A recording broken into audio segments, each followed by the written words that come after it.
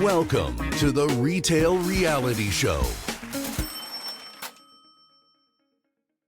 Welcome, everyone, to a new episode of the Retail Reality Show. We haven't heard each other in a while, so it's actually about time to record something new. We have a fantastic guest here today, and also I'm here with my co-host Yael, live from Israel, I assume at least. Yes, Yael, you're in Israel, I guess. Yes, I am. So happy to have you both. How are you, Yael? I'm good. How are you? I'm sweating my buttocks off. As Too serious much people say, information, it's Nicolas. really warm in Basel here. It's like 37 degrees. It's really not nice. Not the best moment to record a podcast, but everything for our listeners. But we have a fantastic guest today, Eldad Rothman. How are you? And is it actually a convenient temperature where you are? Actually, I'm great. Thank you very much for inviting me. Thank you, Yael. Thank you, Nicolas. I'm in Tel Aviv. Currently, it's like a good weather, regular summer, but not too hot. So we are okay compared to Switzerland. Excellent. Happy to have you. So, yeah, do you want to introduce Eldad a little bit? I mean, like you are actually in Israel. You're quite a famous character. Many of our listeners come from all across the world. So, yeah, do the honors if you like. Of course. So, Eldad, we're super happy to have you join us today. And as you know, as the co-founder of GlassesUSA and Optimax, you guys have helped reshape one of retail's most traditionally store-led categories. And I think what began with a personal frustration of buying prescription eyewear. Which was always complicated, too expensive, and difficult to shop for. And you kind of spun this into a consumer, digital-led retail consumer brand. And from there, continued on to expanding vertically also to optical manufacturing, AI-powered discovery, virtual try-ons, and all the other cool things that we will dive into the session today. So Eldad, it's fascinating to first of all start from the beginning. Why did you guys start GlassesUSA? What drove you into that? Oh, so you want the real story or the romantic one? The real story. We're I'm saying suckers for romance. your romance. Yeah, so actually I would say that I don't have any background in optics and none of the other two founders. When we came to the industry, it was a matter of three founders that has the capabilities of online marketing, operations, and technology. And we decided that we want to have like a real e-commerce platform. We didn't know exactly what to sell. We were looking for the right product. We had like a list of long cliches. It has to be a big market with huge margins, with very high penetration. It has to be small and light for to be cost effective. In terms of the shipping costs from Israel. And the first idea was actually to sell diamonds. That was the first idea. And eventually a friend of mine back then told me, listen, I think that for your question, I think the optical world is the best. I'm telling you the story because I think it's very important, that when you launching a business or you want to found a business or looking for the right idea, you have to make sure that actually the parameters will work with you and not against you. And sometimes I see people with great ambitions and great and really a lot of talents that actually chose the wrong product or the wrong market or the wrong segment or the wrong vertical. And they have to run several years in order to understand that they made a mistake. In our case, the size of the market is almost unlimited. It's $150 billion worldwide. I think that the most important is like 65% of the adult population needs some kind of vision correction and wear eyeglasses. The rest are It's wearing exactly like sunglasses. in our discussion today, 2/3 of the people on the call are Yeah. wearing glasses. I also wear glasses, so it's 3 of 3. I don't wear them for the computer, but so it's 100% in our age. But basically, of course, the rest that doesn't need any vision correction are using sunglasses. So eventually, every kind of traffic that you bring to the site, you can convert if you know what to do. So first of all, the size of the market, the penetration, like we mentioned, the eye margins. Glasses are a very expensive product. The chain is a very long one. Of course, from the beginning, we were not from the beginning a vertically integrated business, but during the years we became one of those. So we control the margin, we cut all the middlemen, we pass the saving into the end user and creating in a value. And once you create a value, you will be able to with the right retention to bring the customer again and again. We guess we'll talk about it later on the marketing activities that we're doing. So it was very interesting back then. I keep in mind it was like 18 years ago. So e-commerce was relatively, it was not developed like today, for sure not for complicated products. And when I say complicated products, in our case, every product is customized based on the customer prescription. So it's not a pick a pack business. It's not taking out of the shelf and ship it to the end user. You actually have to produce the lenses, cut the lenses, mount them into the frame. It's a complicated process, but when you have some complication, you can create real value. And I think this is the case. Um, Can I ask you a question? So in the end, I mean, you're also going into a you decided to go into a very competitive market. Yes, the market size is almost infinite. I agree, or I understand that. At the same time, a lot of players try to play on that market, from probably like the big pharmacies in the US over to large chains that were happening. So in the end, did they take you serious in the beginning, or did you sort of have a bit of a shadow market where they thought, okay, that's not going to grow anyway, so they didn't attack you? What was your market entry like? so it's a very nice question. First of all, they didn't believe in the market. So the competitors that we have in the market, and we see the competitors as the offline. We're not see them in the online, because back then in the online there was only one or two sites. All of us were relatively low. We understood, and I said we because I know that they also understood the same logic, that once we will have more competition, we'll be able to to To spread the word, educate the market. to educate the market.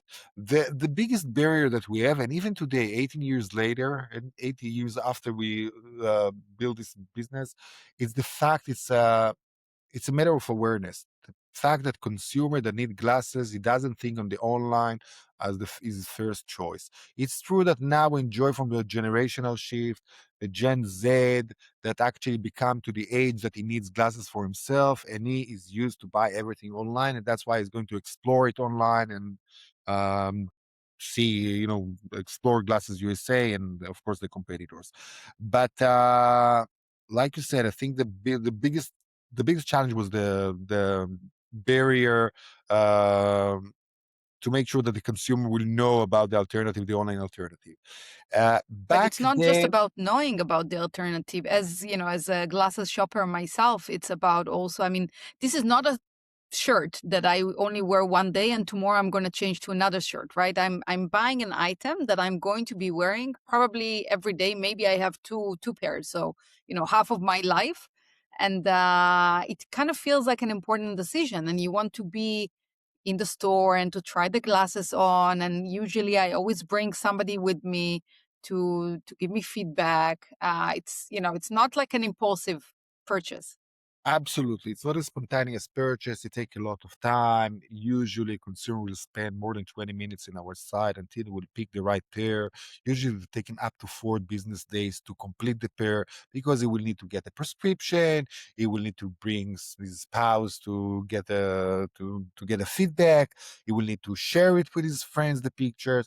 And we understood it very early. So we tried back then with the technology that we had back then. So of course we started with the virtual mirror. That was the technology that we had like 18 years ago. Even we talk about the technology back then, we couldn't use some kind of apps because people didn't want to download the app. talking about years ago. So it has to be something that available online. So of course the quality was not the best.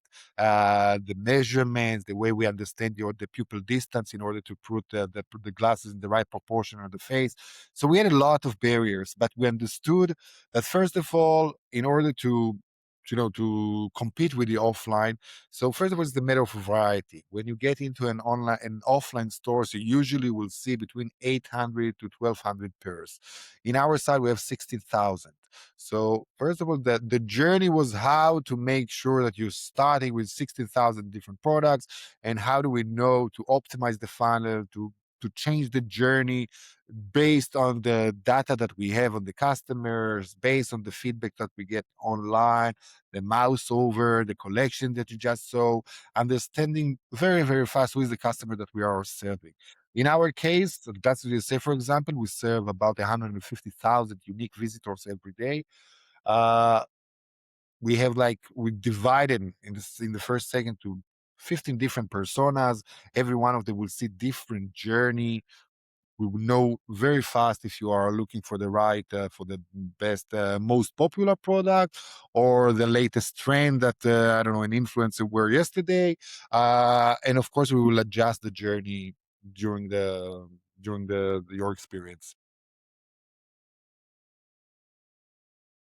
So in the end, what you're describing is that you're one of the very early adopters of individualized, personalized e-commerce. You were trying to use whatever technology was available at that time, but of course today as well, to make it easier for people to sort of go through that discovery journey that normally they were used to at an optician's store. Um, so basically, I think it's a pretty genius move, but it obviously also there was risk involved. So you took a leap of faith, and then in the end, it was rewarded, I guess. So I like if you look at sort of like the first iteration of your shop. I mean, like by now, I think that's not a competitive advantage Wow. anymore to know that what went wrong, what didn't work. So what were you assuming that sort of like should work, but actually didn't? Um, in the beginning it was easier because everything you're doing improves something, right? It's more difficult to improve. The baseline is so low that everything you're doing. Right. The company in the first decade, the company doubled itself or tripled itself every year. Of course, today, after 18 years, when we sell hundreds of millions, it's more difficult. We enjoy very nice growth. This year was like 30% year over year. Last year was 28% year over year. It's difficult. The way to do it, it's in my opinion, to invest heavily in technology, understand that you are not an optical store. You're a technology company that happens to sell glasses. If you understand that, if you understand the basic of the e-commerce, which is, in my opinion, technology and data, if you know to play with those two things during the whole journey, uh, eventually you will win. We invested in the site more than 2 million man hours of development. It's First of all, we decided that we're going to be vertically integrated. Back then, it was very complicated. We didn't have enough resources. We didn't raise money at the beginning. It was very difficult to raise money for an e-commerce business in Israel and in the optical industry. It was too hard to find the investors. So we took some friends and family money, and the institutional fundraiser that we made was only in 2015 when we sold already $20-30 million. So it was easier to convince the customer, the investors that we know what we are doing. But eventually, if you Yeah, invest a we lot, know how it goes with the VCs. They say that they want to join the game early, but at the end of the day, they need traction, they need conviction. It's not they don't like to take risks. and in the bottom of they most of them are also, they believe in technology and they believe in new ideas. When you tell them about, I'm going to do the same thing that is done for the last 200 years to sell you the same glasses that are produced the same way they were produced 50 or 100 years ago, a very, very traditional chain. it's complicated. And by telling them, for example, in our case, like 50% of what we're selling is the well-known brands, the Ray-Bans and the Oakleys, and of course all the other brands, and 50% is our own private label. To convince uh, an investor that you'll be able to understand trends, design glasses, doing the online marketing, doing technology, producing the lenses, understanding in optics, doing very, very complicated fulfillment. Keep in mind, we're doing 10,000 orders every day. It's actually to produce 10,000 different items, to ship them to 10,000 different addresses. 99% is in the US, but again, we have facilities all over the world. Beside the US, we have in Israel, we have in Thailand, we have in Mexico, we have, of course, in Dallas, in Atlanta, our main facility. But the logistic is very complicated. To manage 16,000 different products, a robotic and automation warehouse, all that is very complicated for investor to understand that one company can do, and can do it in an efficient way, of course, and to leave profit at the end of it. And of course, the online marketing is a big challenge. And for every investor, that every investor will believe that he really understand in one issue. So one of them understand logistics, and one of them understand optics, and one of them understand online marketing, and every one of them believe that his understanding is the most important, and this is the key for success in the company. But it's not always like that, and to be a vertically integrated is a complicated task. But in my opinion, it's the only way to win in this field. If you are just a drop shipper, or you are just enjoying out of someone else's platform, you have a barrier, you have a cap, you will not be able to grow more than that. You will not be able to create your own brand. um, Even brand, we can talk about brand, but we didn't have enough resources to build a brand. That's why we called it Glasses USA. That's why we wanted to be a department store that enjoy the other brands' power. So you're looking for Ray-Ban or for Armani or for Prada, and eventually I will convince you to buy my own private label. And if you still want to buy the brand, you will get the best experience with the same return policy, with the same level of service. Um, you will get it within 24 to 48 hours with your lenses. It's a complicated, business. Uh, but today we see the results. Let's say 18 years later, 50% on any given moment, it's repeating customers.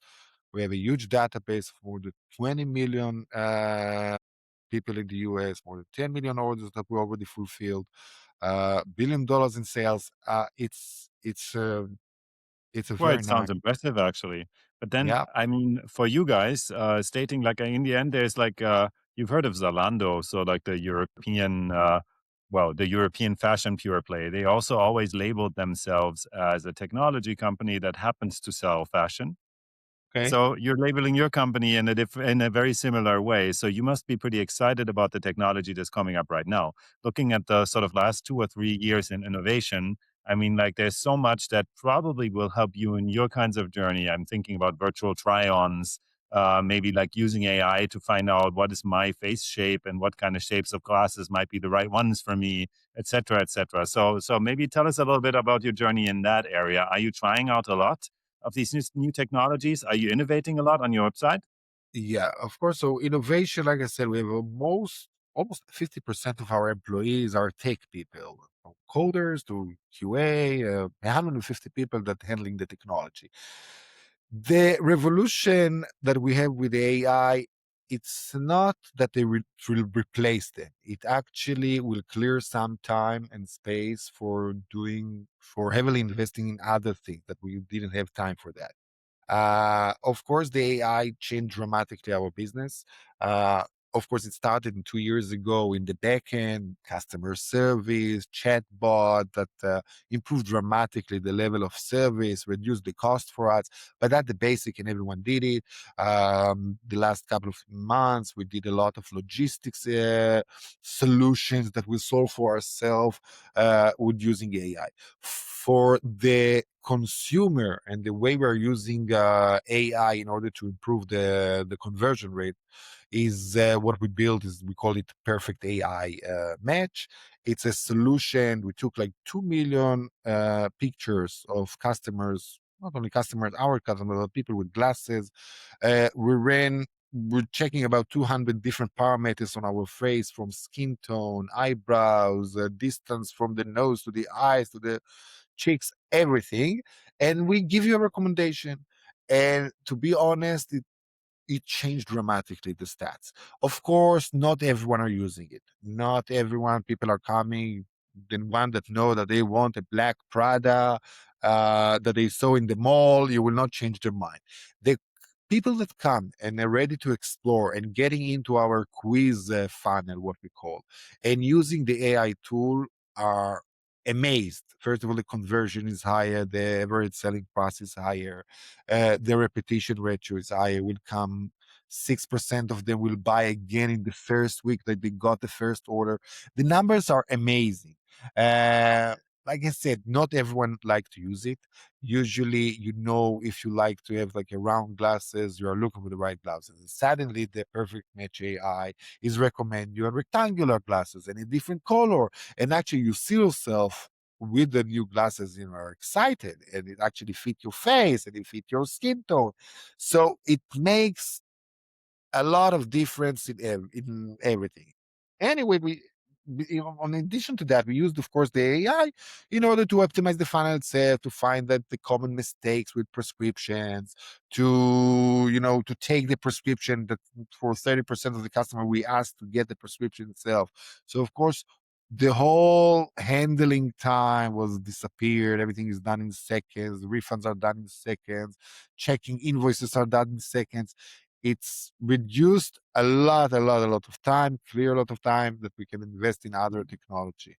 And regarding what you said about Zalando, so it's true that we work in the US market, but the first one that to mention or use that sentence that we quote was the founder of Zappos. I don't know if you know Zappos, but it's the largest Yes, online and store. same game in the US that Yeah. Zalando would represent in Yeah. Europe. Yeah. Yeah, exactly. And he used the sentence, he said that he's a service company that happens to sell shoes. And service company was something very new and pioneer back then, I think 20 years ago, when you could have ordered 3 pairs of shoes, try them on and return 2 of them and keep with the one of them. But during the years, I think that technology became much more important than the service. Good technology actually enable you to give a good service, and it's combined together. What I That's find interesting in what you said is basically you're also describing this form of inertia people are feeling. Right now, I see a lot of companies that are trying to do customer-facing AI. We are also like in our company. I'm the chief digital officer of a department store chain.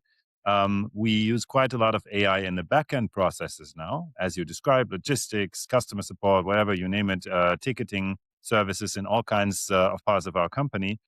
However, when it comes to the use of front-end facing AI services, the chatbot, the interactive product consultant, all of that, the few people who use it show dramatically improved KPIs. So if somebody decides to use one of these tools, they're interested and the conversion rate triples or quadruples.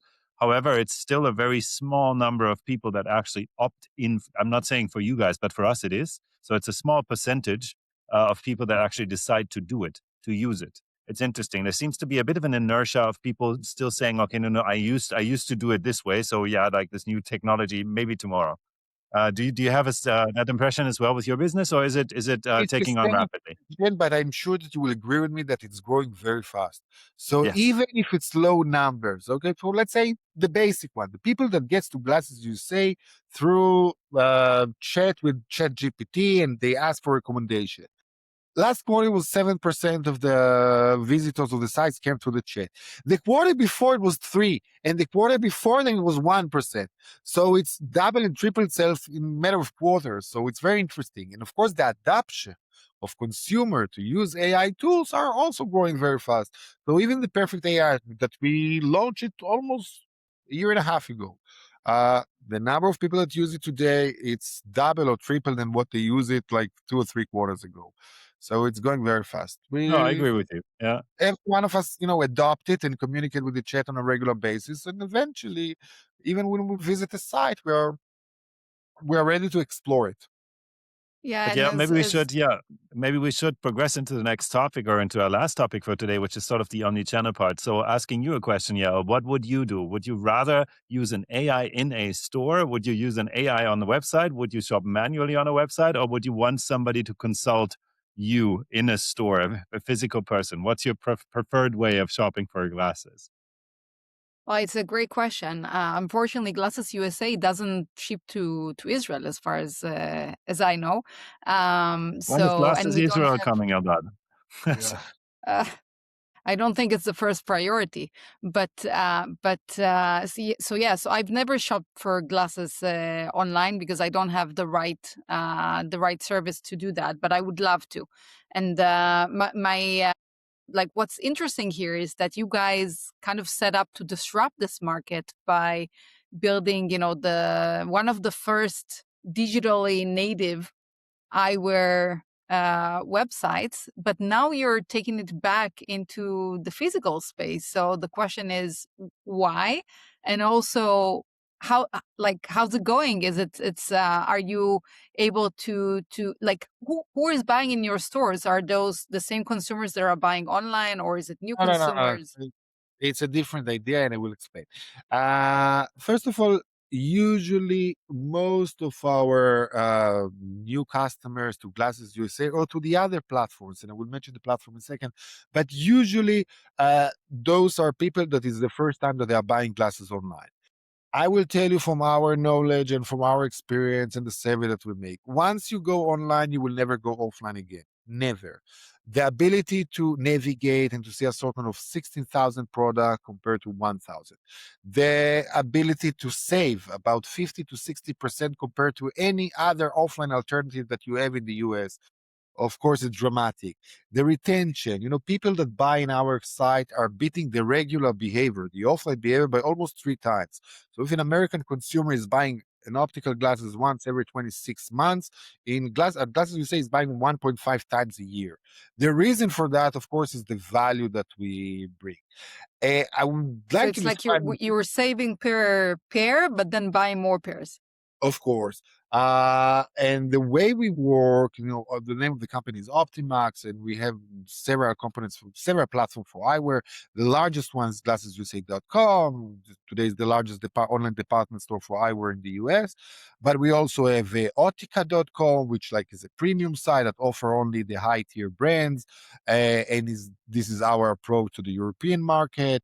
We have Fork Eyewear, which is for the young generation. So we have several platforms, and we have, of course, our B2B platforms where we operate United Healthcare business in the US and some other insurance companies. All of these businesses are relying on the same platform, same logistic, and of course on the same technology and platforms, whether it's the front, the mobile, or the desktop app, or everything. So it's all rely on the same infrastructure. And so we're trying to address the market in several aspects. If you ask about the retail, so for the retail store, the first retail store that we opened in New York, uh, came only 18 years after we launched the online business. The reason for the offline store is not to grow the top line. It will not reflect the top line. We're selling hundreds of different, where the size of Glasses you say is like a chain of, I don't know, almost 1,000 stores. So that's not the idea. The idea was to test the omni-channel in a very methodology way, exactly like we're doing A/B testing for everything, to understand what's going to be the confidence of the user when you see on the top banner that we have actually a physical store. And the uplift in conversion is amazing. In the beginning, I thought we will need like 50 stores in order to start understand what's the value of the stores. Now I understand, after opening like 3 stores in Boston, New York, in Orlando, I understand that, I'm not saying that 3 is enough, but I say that 3 is enough to understand what's the impact on the confidence of the end user, and that's amazing. That's really changed the numbers. Of course, in terms of logistic and management attention, it's very difficult. You cannot compare it to the online. You don't have all of your 400 employees in one location, the same floor. You have to go. It's a different kind of employees. You have to make sure that the store is clean and organized and dealing with things that you never, unions and malls and how And much traffic you have, insurance and insurance and the traffic on the way to the food court or on the way back, or where is better to be. It's a different methodology. I don't like it, to be honest. To manage it, of course, it's much more difficult, but I understand the impact of that. And like always, we wanted to check and to make the right A/B testing in 3 different locations to see what's going to be the impact. So I will tell you, I'll give you, for example, stats. Okay, people from Massachusetts that come to buy GlassesUSA, you will offer them a store pickup or home delivery. Of course, 100% will pick the home delivery. But the people that saw that you have the ability to have a store pickup, their conversion is higher in 8%, which is amazing. So it has its own impact. I Nice, don't cool. believe the future of the industry is offline. I believe that the future in the industry is customization. Of course, it's easier to do customization in the online, and I believe that the AI glass is going to drive, going to be the majority of sales in the next 3 or 4 years. We are already enjoying this trend, and of course, we are the largest seller of the Ray-Ban Meta and Oakley Meta. But I believe that this is the first stage in this market. I believe that the new AI glasses will be amazing. That will include a display, will give you some information in real time. It's really going to change the way we are communicate with the world.